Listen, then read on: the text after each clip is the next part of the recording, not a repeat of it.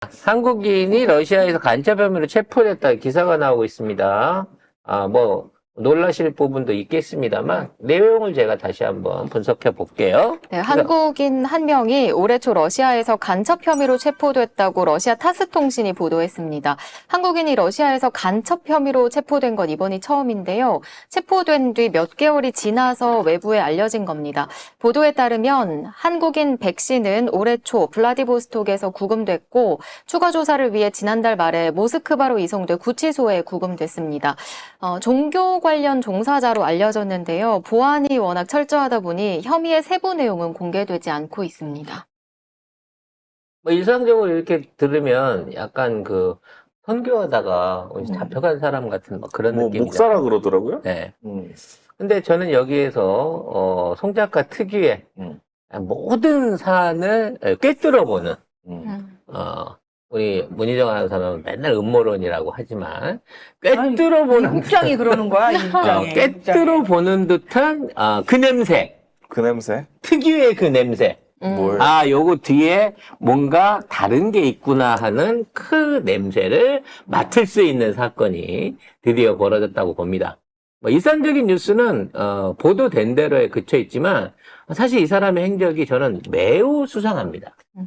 일단 이 사람은 종교 관련자라고 하는데 1월 달에 일어난 일이에요.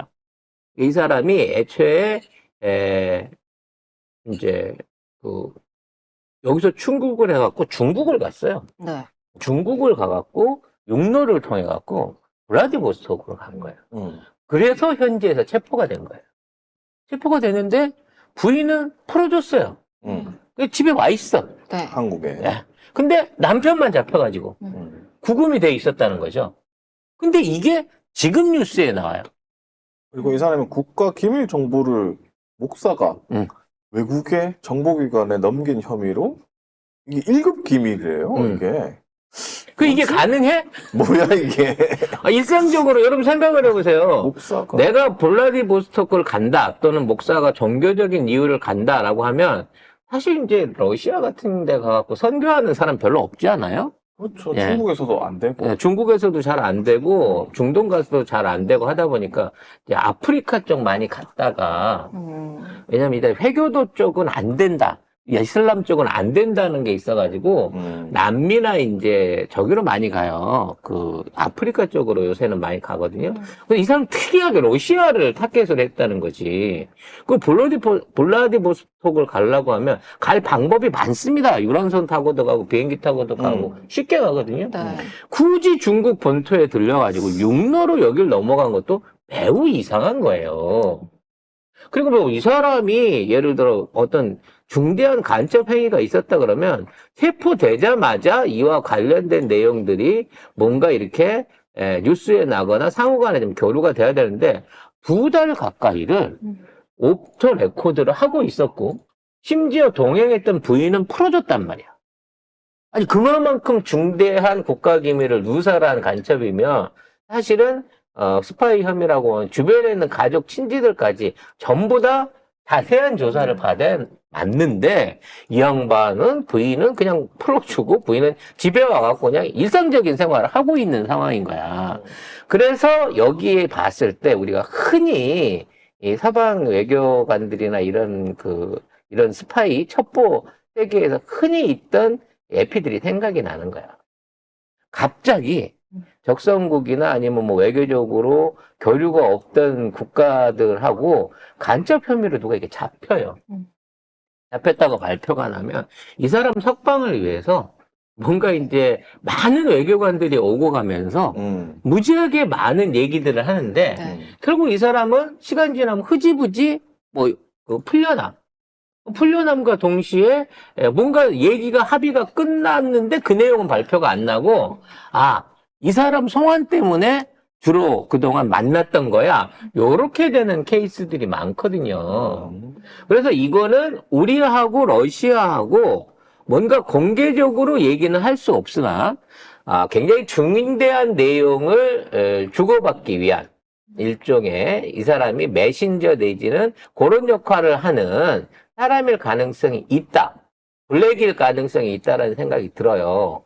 왜냐하면 특히나 이 사람이 블랙으로 의심받을 만한 게 중국하고 연결돼서 3자 간의 관계에 대한 내용들을 주고받고 있는 사람이 아닐까라는 생각이 든다는 거지. 이런 경우들이 많습니다.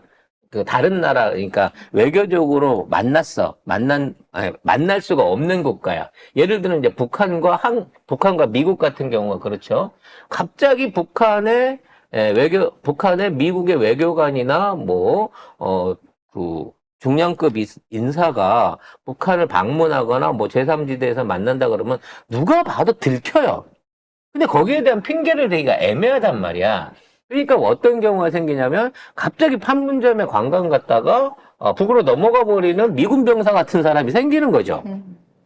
그래서 그 사람이 넘어가게 되면 2달 동안을 뭔가 이렇게 협상을 했잖아. 미국하고 북한하고 송환에 관련된 협상. 그래서 그 사람이 이렇게 넘어왔어. 그럼 과연 그 관련 과정에 만난 사람들이 그런 얘기만 했을까? 이런 거죠. 결과적으로 매우 공개적이고 은밀한 내용의 협의가 있었을 가능성이 높다.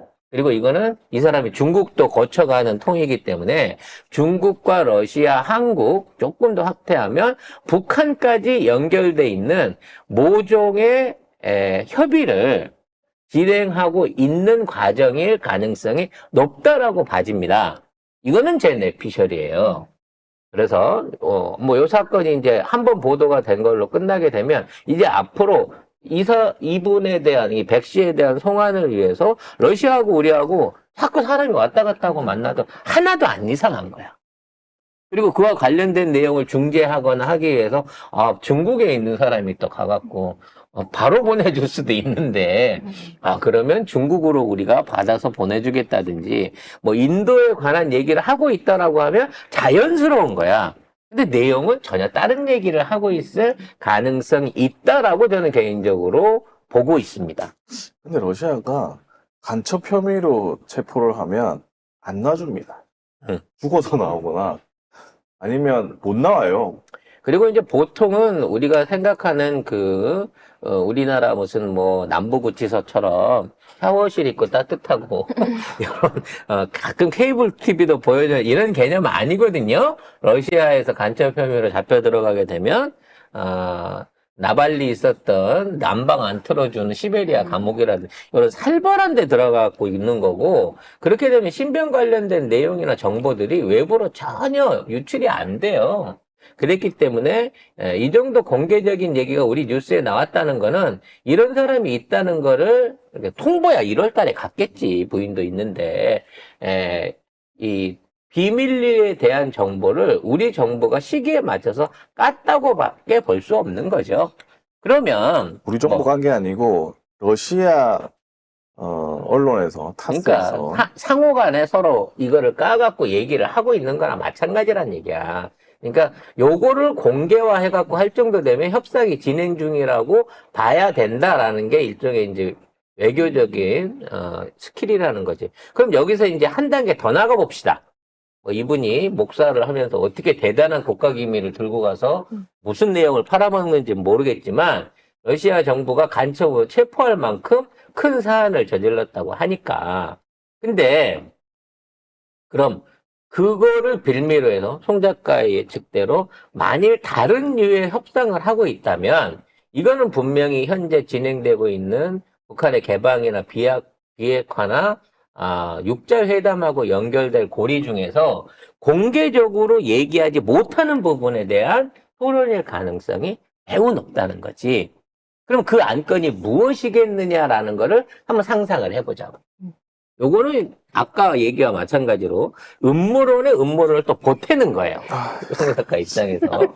왜? 피곤해? 머리가 네. 아프네. 갑자기 또 괜히 가져왔나? 네. 중요한 사안이야. 갖고 왔으니까 얘기를 해야지. 만일 여기에서 진행되고 있는 사안이라고 하면 러시아와 북한이 관계 이번에 이제 말하자면 비핵화 관련된 얘기를 진행하고 있다 그랬잖아요. 이게 지금 북한의 최고의 무기는 핵이에요.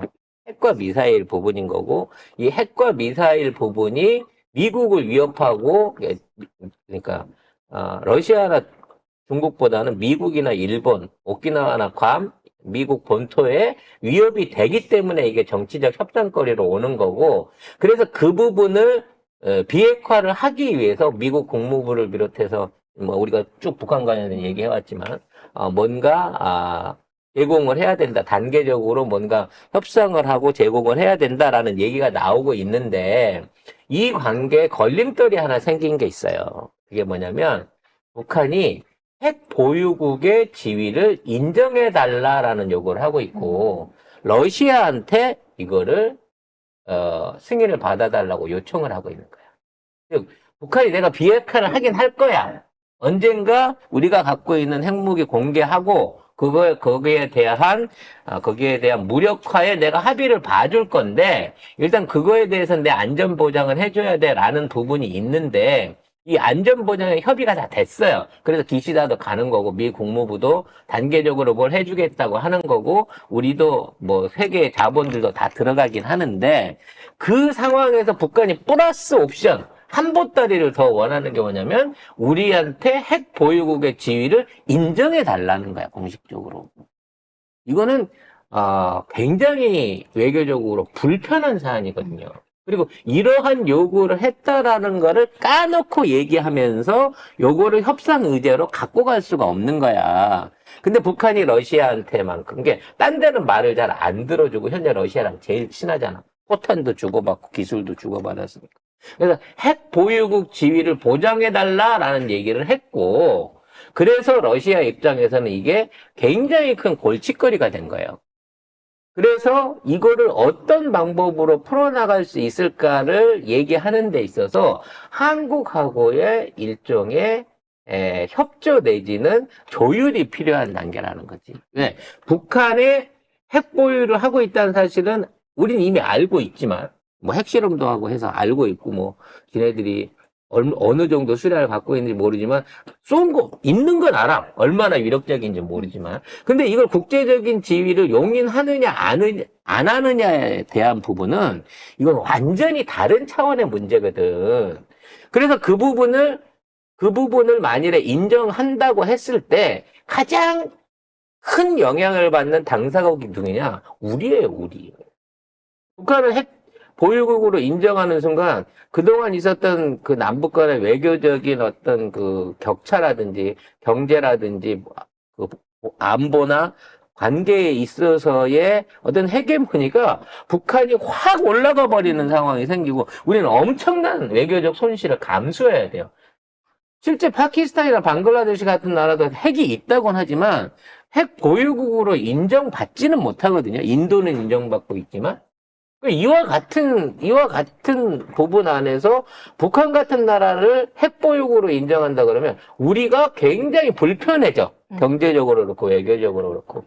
이거를 어떻게 말하자면 합의를 볼 것이냐에 대한 문제가 앞으로 우리 외교 관계에 있어서 또는 현재 육자회담이라든지 한반도 비핵화에 있어서의 어떤 그 새로운 걸림돌로 작용할 가능성이 높습니다. 그래서 보수 측이나 일부 여기에 대한 어떤 여기에 대한 걸 악의적으로 이용하려고 오세훈 같은 무리들이 흔히 쓰는 방법은 나만이 먼저 핵을 가지자는 거죠. 그러니까 상호간에 서로 핵을 가지고 서로의 상대방이 핵에 있으면 인정하자는 거지. 근데 북한은 핵이 있잖아. 근데 우리는 없잖아. 그러니까 우리도 지금 핵 개발을 해야 된다. 또는 핵 보유를 해야 된다. 핵을 유치해야 된다라는 논리로 이걸 끌고 가려고 보수 정권이 이용할 가능성이 높다는 거예요. 그래서 뭐 가장 안정적인 거는 북한을 달래는 거죠. 야, 이미 있잖아. 근데 굳이 네가 그 핵보유국 지위 요구할 필요가 뭐가 있어. 그냥 지금 있는 상황에서 좋게 이 이상 더 꺼내지 말고 협상하고 끝내자라고 얘기할 이제 이 타협을 보는 게 가장 좋다는 거지. 그랬을 때 북한 입장에서는 그래 그러면 뭘 좀 내놔 보든가. 이거일 거고 그 뭘 내놔 보든가에 대한 화답을 해야 되는 거는 담대한 구상 내지는 모든 걸 다 퍼주고라도 북한하고 뭔가를 할 수 있다라고 얘기하는 우리 정부가 결국은 보따리를 풀어야 될 가능성이 높아 보입니다. 그래서 요거하고 연관돼 있는지 모르겠지만 최근 들어서 얘기되고 있는 게 한반도 주변에 H자형 산업도로에 대한 얘기가 나오고 있어요. 이게 뭐냐면 한반도를 가로질러 가지고 한반도의 서해안과 동해안을 연결할 수 있는 산업도로를 따로 만든다는 거예요. 그것도 4차선 규모로 만들어 갖고 휴전선을 뚫고 연결을 하겠다네. 그래서 거기에 관련된 게 김포부터 시작해 갖고 북한하고 연결될 수 있는 그쪽으로 해갖고 양쪽 직선, 양구 쪽에서 가는 거하고 해서 양쪽에서 일단 수직형 도로를 뚫고 그 다음에 휴전선을 걸쳐가지고 이 인천에서부터 원산 지역까지 연결할 수 있는 횡형 산업도로를 뚫겠다라고 하는 계획이 추가로 발표가 되고 있어요. 남북한 어떤 산업교류령 H자형 산업도로를 놓겠다는 거야. 그것도 민자를 유치해가지고. 누가요? 누가? 누가요? 아니, 이 정부가 경기도랑 여기에 여기 산업부에서 도로 설치안을 내놨다니까, 이미 벌써. 공개적으로 지금 검토를 하고 있어요. 그래서 2030년도까지 그걸 하겠대요. 그러니까 그러면은 북한도 동의를 한 건가요? 그건 모르지. 근데 우리 쪽에서 그 도로를 2030년도까지 넣겠다고 얘기를 하고 있어요. 그래서 이게 제목이 강화 경제 자유구역을 대비해서 강화로 경제 자유구역을 만든대. 서해 평화도로 왕복 4차로 확장 추진을 한대요. 이게 서해 평화도로는 기획이 있었어. 서해 평화도로를 놓고 해주와 개성공단을 연결하면서 신한반도 경제 지도를 새롭게 꾸미겠다라고 하는 게 인천시 발표로 나와 있습니다. 그래서 동서평화도로라고 여러분이 때려보시면 그에 관련된 안이 이미 기사로 발표가 되고 있죠. 여러분들 포털에는 안 찾아봐서 그런 거지. 4일 전 기사입니다, 이게. 새로 나온 거죠. 그래서 지금 여기 보면 지금까지 군사보호구역으로 들어가지도 못했던 지역을 전부 연결을 해가지고 저런 방식으로 연결을 하겠다는 거예요. 그러니까 일종의 이제 북한이 한반도 대운하를 꾸몄던 거를 우리가 육상도로로 연결을 해서 지금 강화도에서 시작을 해가지고 원산 해주까지 연결되는 산업도로를 민자 구성을 통해서 나라 돈으로 안 하고 설계를 하겠다라고 하는 안을 이미 우리가 발표를 하고 있다는 거죠. 우리가 국민들이 이렇게 바보예요. 겉으로는 남북한이 곧 전쟁 날 것처럼 난리를 하고 한반도에서 미군이 전략자산을 전개해가지고 북한을 위협해갖고 강제 병합하고 통일시켜줄 것처럼 얘기를 하고 있지만 지금 이 도로가 만들어지게 되면 북한이 제일 큰 수익을 봐요. 결과적으로는. 앞으로 북한에 들어가는 물자들이 전부 강화도를 통해가지고 저 도로를 통해가지고 북한 내부로 유입될 수 있는 인프라를 만들어주고 있는 거야. 그걸 계획을 세우고 있는 거예요. 엔돌피님이 오래전부터 있던 계획이에요. 라고. 그렇지. 오래전부터 있었어. 근데 왜 이거를 지금 실행을 하고 강화를 하고 2030년도까지 H자형의 이 도로를 완성하겠다라고 얘기를 하고 있냐는 거지. 지금 국지전이 일어난다고 난리를 치고 있는 이 한반도 상황에서 이거 이상하잖아. 결과적으로 우리가 선거라 정치에 매몰돼 있고 우리가 외교나 경제에 대한 부분에 눈을 돌리고 있지 않은 사이에 점점 더 한반도 통일 내지는 한반도 안에 일종의 외국 자본들 내지는 북한의 개방에 대한 문제들이 계속해서 진척 중에 있어요. 근데 너무 우리 국민들만 모르고 깜깜이를 타고 있는 것 같은 생각이 든다는 거야.